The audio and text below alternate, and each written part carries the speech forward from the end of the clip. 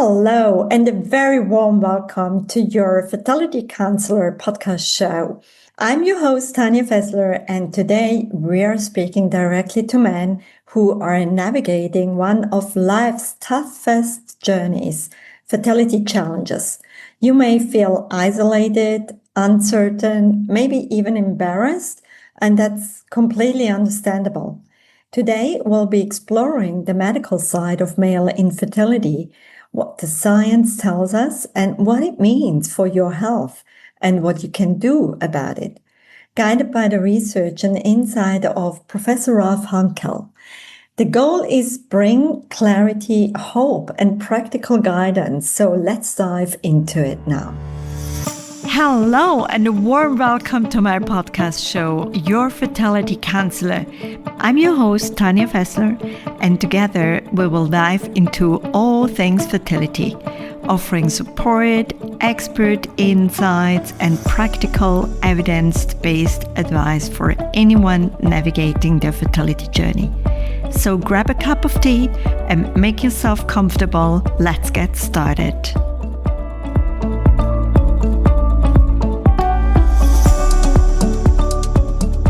First, let's talk about why male fertility deserves attention. So I just listened to this really interesting talk, Let's All Talk Fertility, which is a series of talks in the UK. The website is letsalltalkfertility.co.uk, and you can find a series of different sessions there. And there was this amazing talk between Professor Ralph Hankel and Sean Greenaway, whom I'm trying to get on my podcast, and hopefully he will be joining me soon. Professor Henkel argues that infertility is often seen as a female issue. In fact, when one partner of a couple has difficulty conceiving, about half of the time a male factor is implicated as well. He also points out that male reproductive health is not only about having children, but it's also often a reflection of overall men's health. So he gives some examples like conditions such as erectile dysfunction and low sperm quality correlate with a higher risk of cardiovascular disease, metabolic syndrome, and other comorbidities. Poor semen quality may indicate underlying health issues that deserve attention, not just fertility treatment. And what that means is taking fertility seriously is an opportunity to take your health seriously. So what does fertility testing look like for men? And this is something that sometimes men only find out when they finally go and see a doctor, and they are being dragged along to these appointments with the IVF specialist already. And what do these results even mean? Because sometimes the language can be very medical and hard to understand. So the standard semen analysis gives key parameters in sperm count, motility, which means movement, morphology, which means the shape, and sometimes DNA fragmentation, which actually shows the rate of damage to sperm DNA. And here are a few details to demystify. What does sperm count mean? Sperm count means how many sperm are present in the ejaculate. So low count may reduce the chance of natural conception. A man can have an ejaculate, but no sperms. And this is what a lot of men actually are not aware of it. Motility. What proportion of sperm are moving and how well? If motility is low, sperm may struggle to reach and fertilize an egg. Morphology.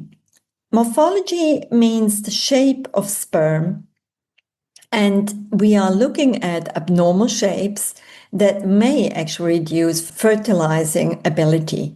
So sperms with a double head, sperms with no tail, sperms with two tails, sperms with too long tail or too short tail.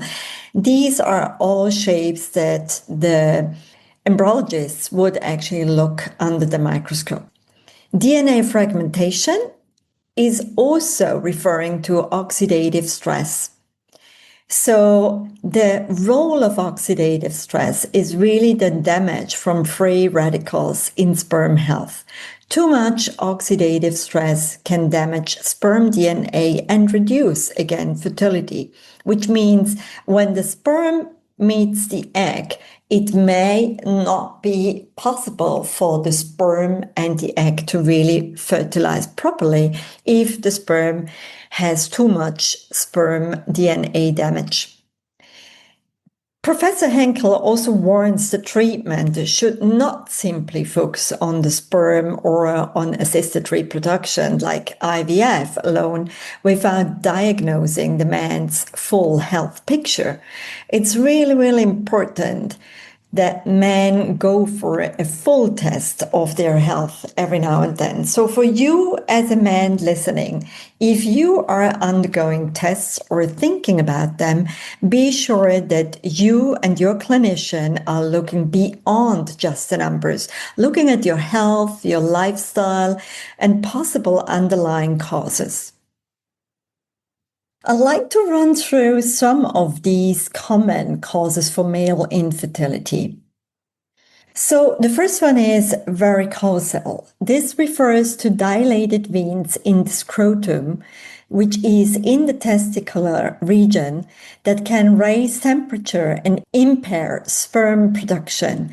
In many men with infertility, this is found as one of the contributors. Then oxidative stress, as mentioned, too many reactive oxygen species or an imbalance between antioxidants and ROS, which is your, again, reactive oxygen species, can damage the sperm. The balance is really key here. Another one is hormonal issues. Low testosterone or other hormonal imbalances can impair sperm production and overall male reproductive health. We can even say that there is a link of low testosterone to a broader health risk as well. Other things such as lifestyle factors, smoking, alcohol, obesity, or a poor diet, lack of exercise, exposure to heat, or even toxins, these all can impact sperm quality and overall health. Again, these are things that need to be discussed with your clinician to really find out and get closer to the root cause of the health problem. So the message, as you can see from the various aspects here, the message is that male infertility is really complex.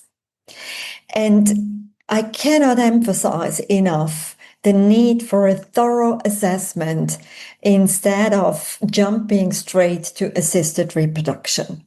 Sometimes with a different perspective on these different areas can help tremendously, actually, already to bring sperm health up and improve it.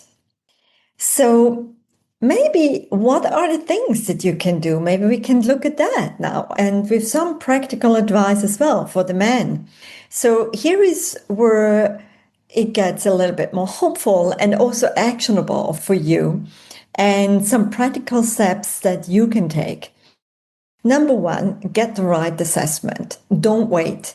If you and your partner have been trying to conceive for a year or 6 months, if you are 35 and above, consider seeing a men's fertility specialist, either an andrologist or a urologist, and ask for a full workup, which includes semen analysis as well as a hormone profile, a varicocele check, and a lifestyle review.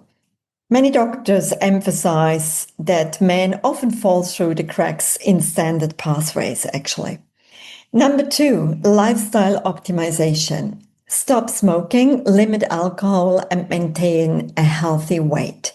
A regular exercise can be really helpful as well. It shouldn't be those that are overheating testicles, like, for example, very hot tubs for a long time, or even doing like cycling is one of those that we usually say to stay away from it.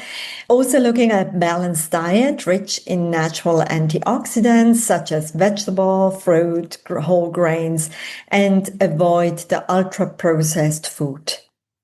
Number 3, manage oxidative stress. As above, lifestyle is key. If you have a condition causing oxidative stress, for example, varicocele or an infection, then do address it. Be cautious with self-medicating high dose of antioxidant supplements because these are really sometimes things that can also hurt. Number 4, address treatable conditions. If you have varicocele, hormonal deficiency, or an infection, you may have a treatable cause. Don't just assume the only path is IVF or ICSI, but really look at whether microsurgical repair can be done through a TZ or micro-TZ, or other treatments can fit in. The talk mentioned these pathways on the UK sessions. So if you want to go back, we will include the link to that talk, and you may just subscribe and listen to it as well. Number 5, look at the long-term health. Remember, Professor Henkel emphasizes infertility can be a window into your broader health. So use this as a trigger to look at cardiovascular health, metabolic health, but also hormonal health. And early action can help not just fertility, but for your life. And finally, infertility is not just a medical cause. It can be emotional, relational, identity shaking. There are people who are medically extremely well trained, but to visit a counselor or talk to someone who is really fertility experienced is very, very important. A few points for you as a man listening. First of all, please be reassured you are not alone. Many men struggle with fertility but feel they must be stoic or keep quiet. Another one is talking helps with your partner, with a counselor, with peer support groups. Another one is recognize that your worth is not defined by your sperm count or your fertility. You are a person, a partner, a father figure, or may become one. And use the process as an opportunity, not only for conception, but for deeper connection with your partner, for your health, for your personal growth. Again, treating your fertility is also treating your health on a long term. That mindset shift can be very, very empowering. So let's close with a forward-looking message. If you've been told the problem is you, or will focus on your partner, or you feel bypassed in the fertility equation, know this: you matter.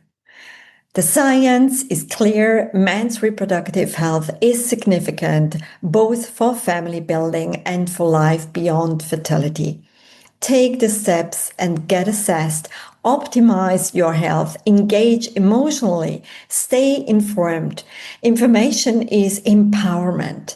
And remember, the journey may not look like what you expected, but it can lead to new beginnings, new ways of being a father, whether biological or not, and deeper relationship with yourself and your partner. So thank you for joining me on this episode today. If you found this valuable, please subscribe and share this with a friend who needs to hear this, and consider signing up for our upcoming episodes where we'll bring in expert voices, real man stories, and practical guidance. Remember, you are not invisible. Your voice matters and your fertility journey matters. Till next time, take care of yourself and stay open and keep moving forward. I'll see you next week.